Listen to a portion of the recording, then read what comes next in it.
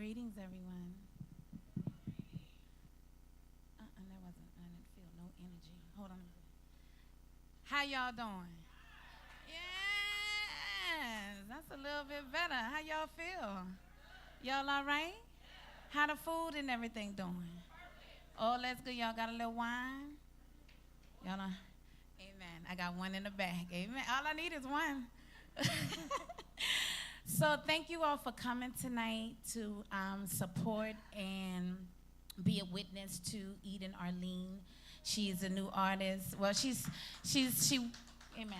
Y'all can clap for Eden. She's an amazingly awesome, wonderful chick that I met maybe about 15 years ago. 20, I was trying to give us a curveball. You just took that out, but it's cool. And we're both from New Orleans, Louisiana, so we love food, we love music, and her father is a music connoisseur. Amen. That deserves a clap. And so we got a New Orleanian in the house. And so I didn't even know her in New Orleans. I met her when we got up here in Maryland, and our energies just clicked, and we kind of stayed together from there. So we are here to celebrate her tonight, make her feel loved, warm, encouraged. It takes a lot to get on this stage and present your gift to an audience of people. So just, give her your love, put positive energy towards her way, and we're going to have a good time, all right? But before we do that, we're going to have an opener. This young lady is an amazing woman of many gifts. She goes by the name of Teapot, T-E-A-P-O-T. She can tell you all that story if she wants to. She's a Howard graduate. She's a Howard graduate, and she currently trains many of musicians. I know that Raheem Devon is one of them. There's an array of people that she trains vocally. And she also is an amazing dessert something. I don't even know what to call it, but she could tell you all about that too. What's the name of it again? Teapotsdelights.com. That's real quick. I'm telling y'all, she gave me this cake with this pie with this apple. I don't even know what it was. I was like, don't you ever give me nothing like that to eat while I'm driving again. I was driving. I say, wait a minute, Jesus. It was so good. So please support her in that. And without further ado, you all put your hands together for Teapot.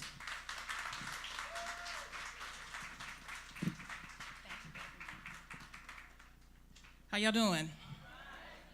All right. I'm sure, so I got to get the mic, Did you know that if you're under 5 feet, that's a handicap? No. I did not. You can get a parking sticker for that. Like real talk. So I'm trying to shorten it up a little bit, so I'll bring that microphone down. I did not know that, seriously. So Eden said that I could cuss and say bad words. Is that all right? Is that all right? I didn't know. Is that okay? Ooh, my God. And then there was light. Ooh. Is that all right? I need some feedback. Because otherwise, I was going to tell you to open your Bibles and turn to Revelations 3 and 4, and we'll turn this into a Bible study. But since I can cuss, and wait a minute, who's the owner of that? Are you the owner of this house? No, right where? Where's that? Is it all right, ma'am? Ma'am, can I cuss? All right. I went all the way upstairs. It was a big girl workout. I said, where's Eden? And they said, upstairs. And I said, all the way upstairs? Because I hadn't done all my things, all my exercises today, but I got them in today. I said, Eden, I'm going to have to sit down because that was a workout coming up to the 3rd floor. Beautiful home, beautiful neighborhood. Thank you so much for allowing me to be up here tonight. So I want to just talk about a couple of things. I have recently actually lost 80 pounds. I know you can't tell it because I'm still a thickums,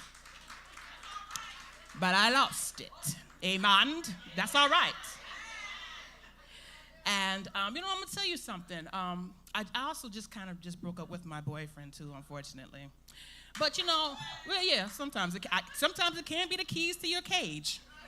You're right. But, I love him. I miss him. I love him because he loved me through it all, through all my big days and all my lesser big days. Those things, I own my bigness. I'm the one of the bigger ones in my family. I can't really say that it runs in my family. Some people say, it runs in my family genes.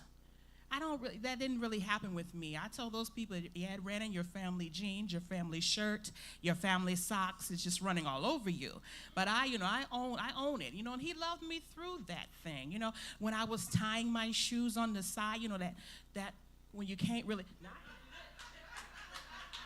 I can do that now. But before I had, and when I used to use my leg as a kickstand to pick things up, he didn't, he would be right there with me.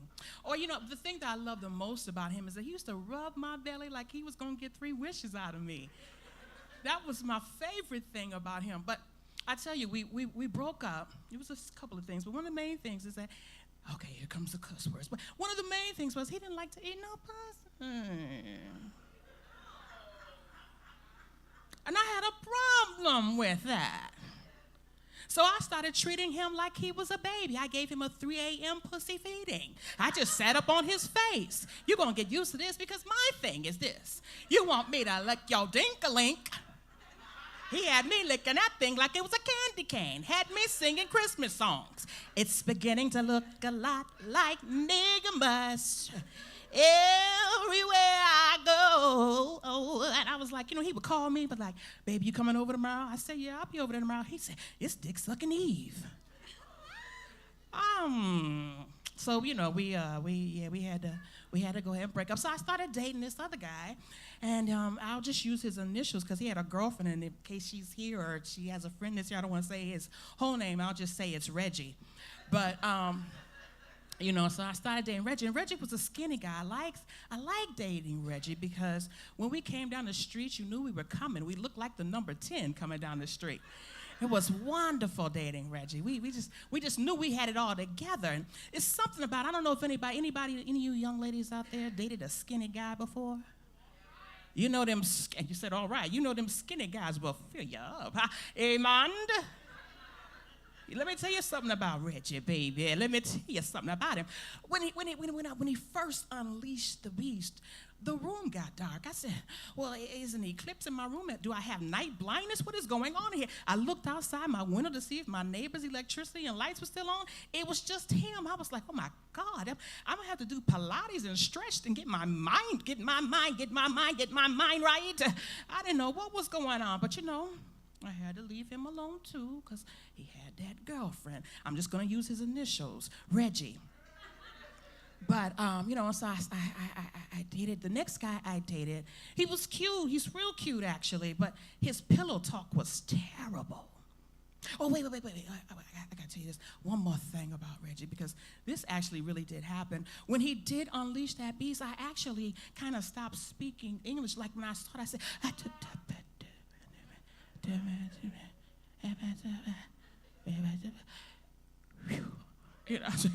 so I started dating this next guy, and his pillow talk was terrible. And he was sexy, and we would get into it, and he would say, baby, you so sexy, you're sexy bitch. And I don't really like that, but we're already there, so I'd let it slide. But then he would say things like, pillow talk was just dumb. It was, you big sexy thing with your 2 eyes and all your teeth in your mouth.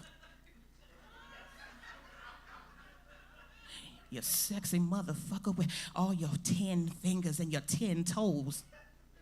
What?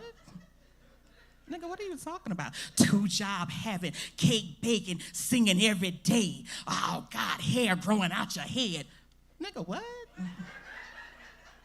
I don't know what you're talking about.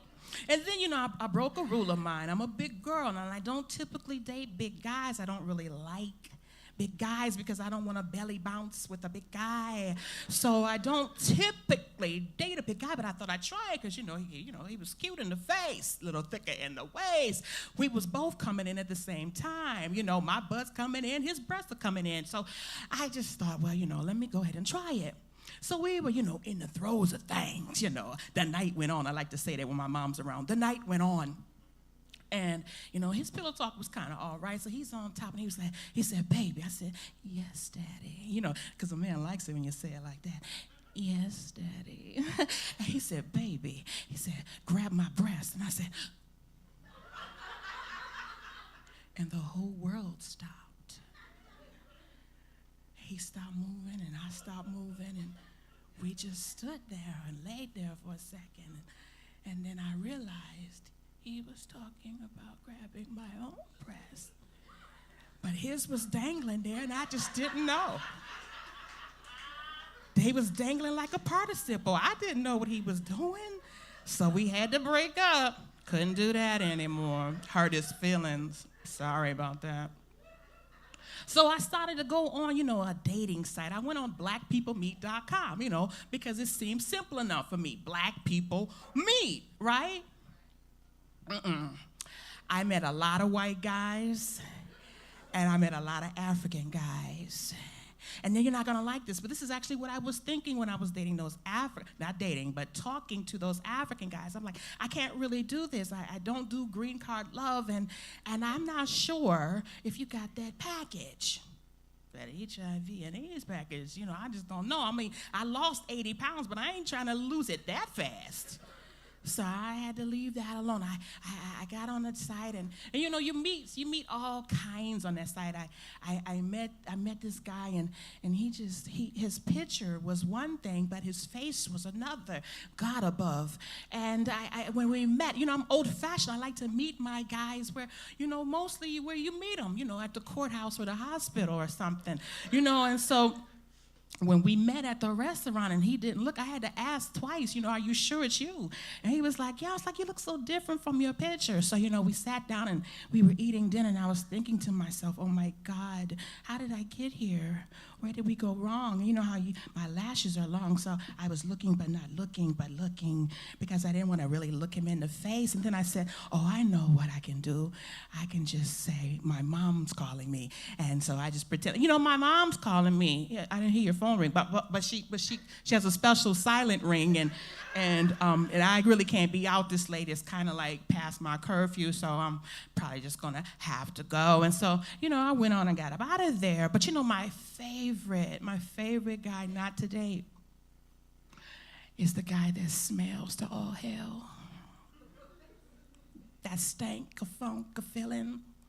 That one's hard. That one's hard to get past. That kind that funk that, that kind of starts making you get real extra savor, where you have to, well, God, something on the inside is coming out on the outside of you, and I just can't take it. I tried. God knows I tried. I stepped out on faith, and I tried to smell past you, but something in the middle of you just got in the way. I'm not going to be able to stay on this date. It's just something that's just keeping me from it. Some buildings are high and some valleys are low, but I just can't get past your funk, don't you know? And so he said, well, baby, you leaving me? You leaving me? I said, yes. He said, well, why are you leaving? I said, no weapon formed against me shall ever prosper. It won't work. And I got the hell out of there. But I just want to, I'm just up here just to warm up the stage. We are all here to support Eden tonight. Did I do all right? Y'all all right? Y'all laughed a little bit? Y'all feeling comfortable?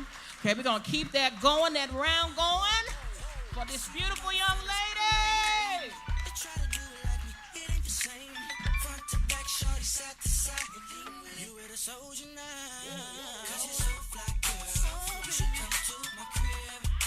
Yeah. Come on, all right. Okay. I was gonna stay with you like you stayed. Look. Y'all put your hands together for Teapot again.